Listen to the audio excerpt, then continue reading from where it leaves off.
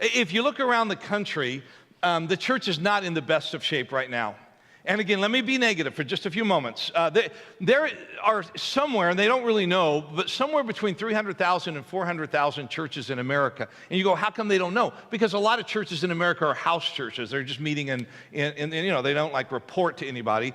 But of the 300 to 400,000 churches, every year, just under 3,000 go out of business. Now, how does a church go out of business? A church goes out of business by, they put a for sale sign up in front of their building and they close their doors and they don't meet together anymore because nobody shows up. And as they study churches in America, they've figured out that about 85% of the churches in America have plateaued or are in decline. And then only 10 to 15% of churches in America are like you all, that are thriving and growing. And this ought to be a concern to all of us. They have figured out that 1/3 of all the churches in America are just barely surviving.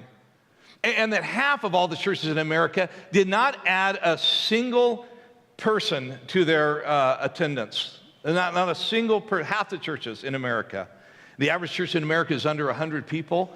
And folks, it's not in great shape. And the reason this needs to concern us is because a church like yours sets a pattern for all the other churches to understand what's supposed to be happening. And I am so thrilled that you guys are doing what you're doing.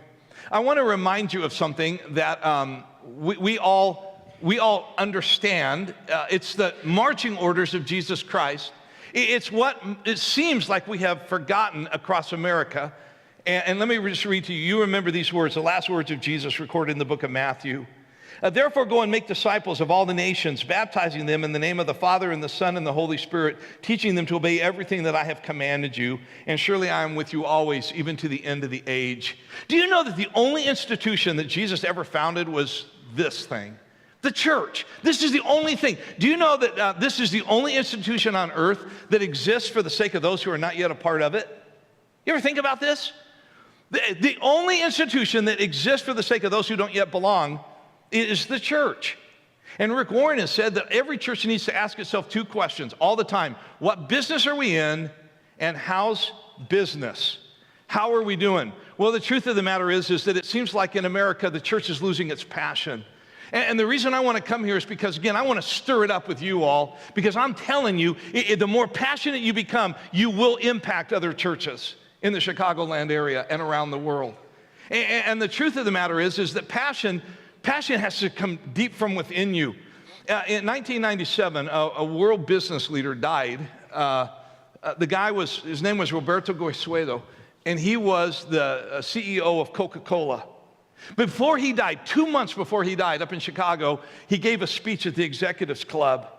And I want to tell you what he said in this speech, the CEO of Coca-Cola. Here's his words. He said, 1 billion hours ago, human life appeared on earth. 1 billion minutes ago, Christianity emerged. 1 billion seconds ago, the Beatles performed on the Ed Sullivan Show. And 1 billion Coca-Colas ago was yesterday morning. And then he said this. He said, the question all of us are asking us around Coke today is, what do we have to do to get 1 billion Coca-Colas ago to not be yesterday morning, but this morning ago? And then he said these words, listen carefully. He said, at the end of every day of every year, two things remain unshakable: our constancy of purpose and our continuous discontent with the immediate present. This guy was passionate about Coca-Cola, and then he died. I love Coke. I really do. I like Coke, but it's sugared water, and I couldn't get that passionate about it. But you know what you and I deal with? Real water, living water. The water that can quench the thirst of starving, dying people who are absolutely at the end of themselves. And that's the water that we get to deal with.